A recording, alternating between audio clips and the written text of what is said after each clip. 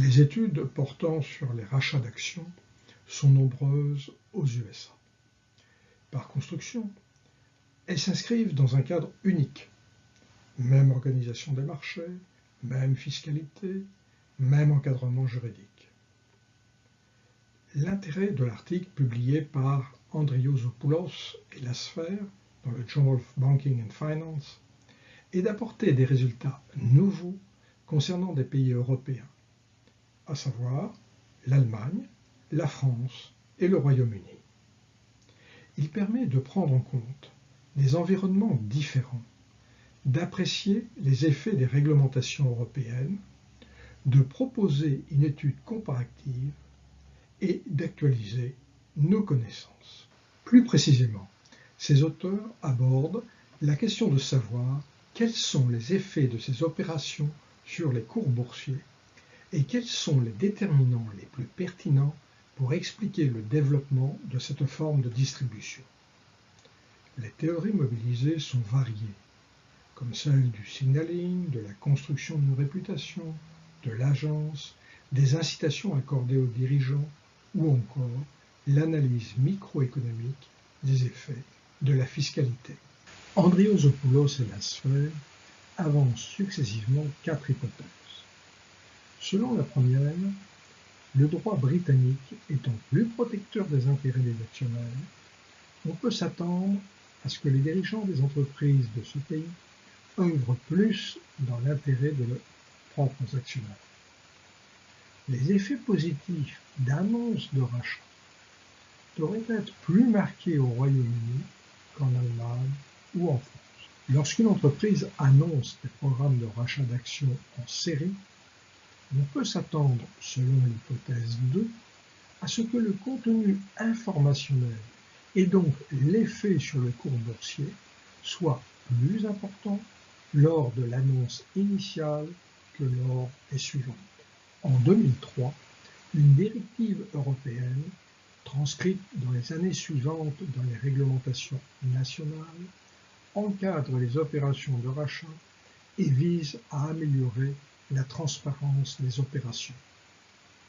Selon l'hypothèse H3, les auteurs attendent de sa mise en place une diminution de l'asymétrie d'information et donc une moindre réaction des cours boursiers. Enfin, une 4e hypothèse, H4, concerne le cas spécifique du Royaume-Uni.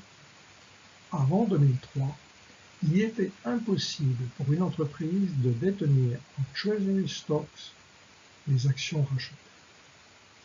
En supprimant cette interdiction, les autorités britanniques ont procuré aux sociétés de moins bonne qualité la possibilité de racheter leurs actions sans détériorer la structure de leurs passifs.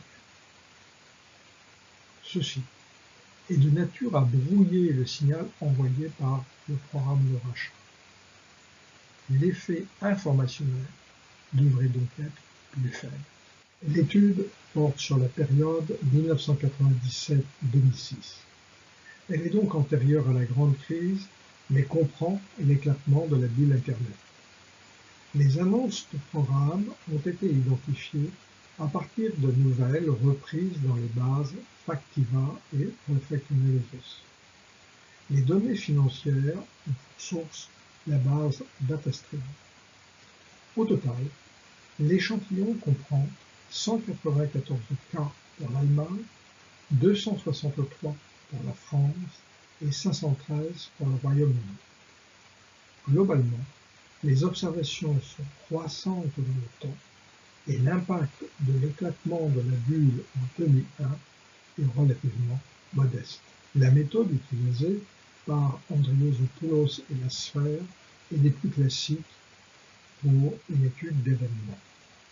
Ils estiment les rendements anormaux observés autour de la date d'annonce à l'aide d'un simple modèle de marché. Ces rendements anormaux sont cumulés à l'intérieur d'une fenêtre -20 plus 20 jours autour de l'annonce ou encore dans certains cas sur une fenêtre plus étroite -1 plus 1 jour. Les programmes sont segmentés entre les programmes dits initiaux et les programmes subséquents. Un programme est dit initial si aucun autre programme n'a été annoncé dans les 3 ans qui ont précédé.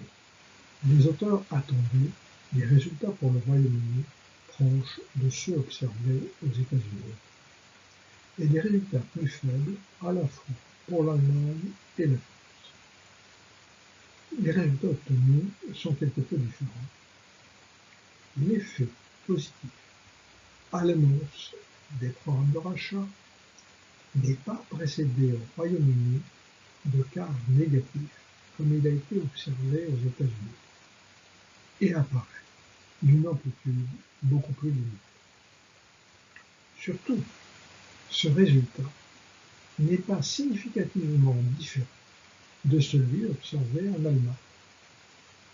En revanche, l'écart apparaissent très faibles en France. Des facteurs nationaux, outre que ceux de la protection des actions, semblent bien affecter les réactions du marché boursier à l'annonce de ces opérations. Les réactions aux annonces de programmes initiaux sont beaucoup plus fortes que celles observées lors des programmes subséquents. Le résultat vaut bien évidemment pour l'Allemagne et le Royaume-Uni, puisque en France, les variations observées sont infiniment plus faibles.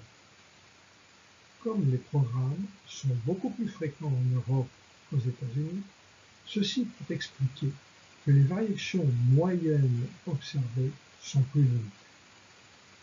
Notons cependant que si on se limite à l'Allemagne et au Royaume-Uni, les réactions ne sont pas fondamentalement différentes en ne prenant en compte que les seuls programmes initiaux. Les résultats avancés concernant les effets des réglementations sont quelque peu mitigés. Nous laissons de côté, là encore, le cas de la France, puisque les réactions observées sont faibles et peu significatives. Pour l'Allemagne, la réaction est plus faible après la mise en œuvre de la directive, comme il avait été supposé selon l'hypothèse H3. Pour le Royaume-Uni, il y a également une baisse significative, mais elle n'apparaît que lors de l'autorisation des Treasury Stocks en 2003. Et la baisse observée lors de la mise en œuvre de la directive par la suite n'est pas significative. Il faut cependant noter que les effectifs des sous-échantillons ne sont pas comparables avant et après la mise en œuvre de la directive. Rien ne garantit donc que ces résultats ne tiennent pas éventuellement à d'autres facteurs. Une étude multivariée explicative des CAR confirme les résultats précédents.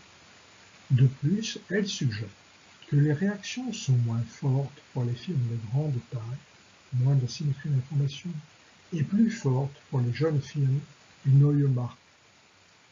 Elle ne soutient pas la thèse expliquant le recours au rachat pour résoudre des conflits d'agence, l'effet des cash flows négatifs, les mesures de gouvernance sont sans effet significatif. Enfin, si l'annonce produit des effets plus marqués après une longue période de résultats boursiers médiocres, elle n'est pas précédée par une dégradation à court terme du cours boursier. En conclusion, les effets des annonces de rachat en bourse ne sont pas homogènes en Europe, et le seul critère de la protection des actionnaires n'est pas suffisant pour expliquer les différences, contrairement à ce qui est souvent suggéré dans la littérature financière. Allemagne et Royaume-Uni apparaissent peu différents, alors que les variations de cours sont très limitées en France. En revanche, les contenus informationnels semblent fortement influencés par la périodicité des annonces. En Europe, les programmes sont fréquents et seuls les initiaux ont un impact sensible.